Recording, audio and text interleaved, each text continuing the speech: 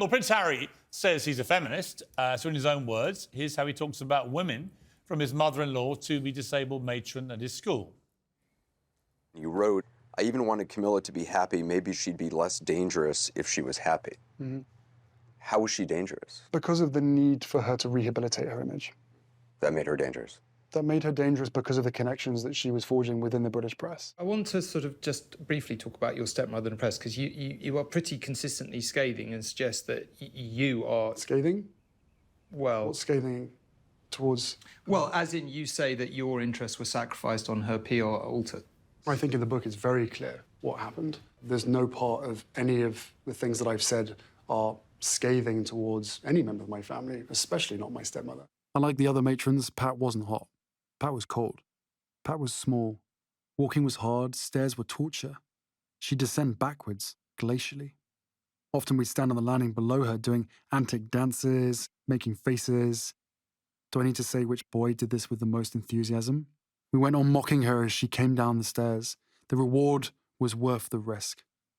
For me, the reward wasn't tormenting poor Pat, but making my mates laugh. Who the hell is this editor? Loathsome toad, I gathered. Everyone who knew her was in full agreement that she was an infected pustule on the arse of humanity, plus an excuse for a journalist. Now, that editor happens to be a good friend of mine. And, yeah, not a nice way to speak about a woman, right? Especially someone who gets so uptight when people use that kind of language about his wife. Well, joining me now is journalist and friend of Camilla, Petronella Wyatt, the Sun's raw photographer, friend of everybody, Arthur Edwards, and the journalist and historian, Dr. Tessa Dunlop. Arthur, let me start with you, because you've covered the royals for longer than I've been alive. Well, not quite. Sorry to jump that one on you. Only 40 years, but nearly. Only 40 years. But you know them. You've known them all very, very well. What do you make of this book and the interviews around it? Well, I'm pretty disgusted the way he said about Camilla, because she is just the nicest person. And, when she married the prince, he risked everything for that. There was a lot of hostility towards him over that. But you know what? She just got her head down, worked and worked and worked. And I remember those early jobs with her. She was so nervous, but she kept trying. And in the end, people got to love her because they found what a really nice person she is. And Harry just trashing her like that, I really wanted to smack him one. I thought it was an awful thing to do. She's been nothing but nice to him. I remember once when I think it was 2017, and he made some stupid mistake, a statement about he didn't want to be a member of the royal family anymore. And I remember talking to her about it the next day. She said, he's such a lovely boy. Camilla, all she said was how nice he was, speaking... Listen, I've known Camilla a long time. She comes from the next door village to me. I've known her a long time in her family. They're incredibly nice people, very down to earth, very normal. I had lunch with her, this now infamous lunch with Jeremy Clarkson was out just before Christmas. She was utterly delightful to everyone. And I don't think she deserves this. No, do I. To be called a dangerous villain by Prince Harry as we head towards a coronation where her and Charles are going to, be crowned king and queen of this country. I just felt was so damaging and unnecessary. Tessa, defend it.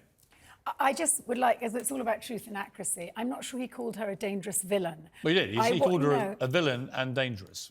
No, he explained that she was the villain of the piece because she was the other woman. Slightly taken out of context, in fact, that line. Just. Yeah, but he knows what he's right. He knows when he writes those things, that'll be the headline.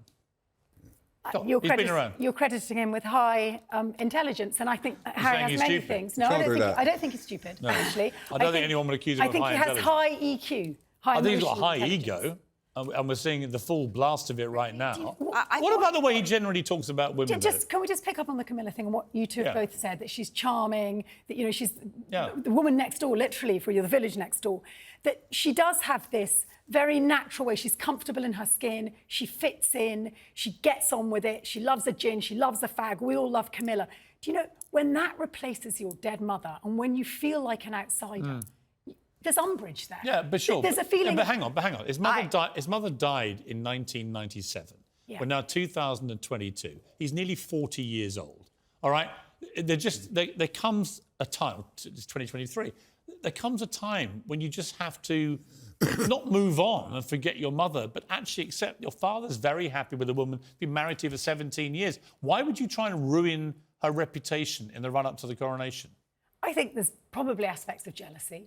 where she has managed to rehabilitate her image. And interestingly, she's done that in Britain. She hasn't successfully done that in other realms, or indeed within the Commonwealth, where things are on much thinner ice. And she hasn't been given a chance yet. It is, therefore, his point stands, really, that it is about her ability to work alongside the press, of which both of you two are significant players. Sure. So that point stands. Now, as for his relationship with his stepmother, only they know the real truth, don't they? And we're only hearing we're never going to hear Camilla's side. Camilla has other things to protect. No, Camilla will never. She will never respond to any of this. And that's why I feel sorry for all the royals, because they're trapped now with this hand grenade going off. The thing is that Camilla had to endure such vicious attacks from the press and a level of violence from the public that Meghan never did. It was never even close. I remember when Camilla had bread rolls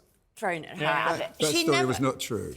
Well, she says it's not true. Maybe it wasn't, but she really was, at one point, the most hated woman in Britain. And Diana, who was much cleverer with the press and was younger and more beautiful. Well, Diana learned to work with the media. I mean, she used to work with me. Harry used to ring me up and brief me about stuff. But the point is that Camilla never complained. No. She never schemed. I mean, I've known her since I was 18. I agree. She's incapable of Incredibly nice lady. Let me ask you, on a wider point, about the way that he talks about other women in this book, and in particular, not just taking down his sister-in-law, which he does, I mean, revealing text messages after his wife sues a newspaper for revealing contents of a letter from her father. The brass neck of Harry to then reveal text messages without the consent of Kate in his book to make money. Yes, but what struck me is the tawdriness of the book, the sexual aspects, which you might mounting older women behind the pub.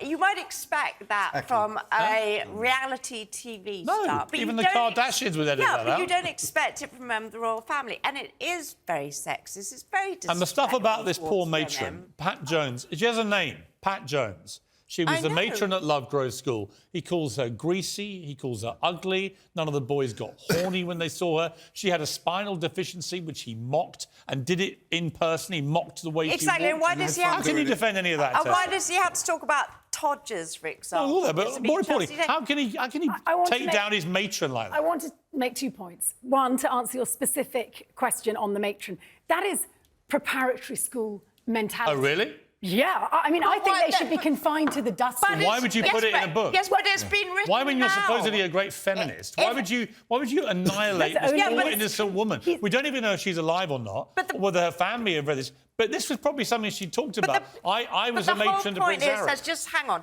It was written now.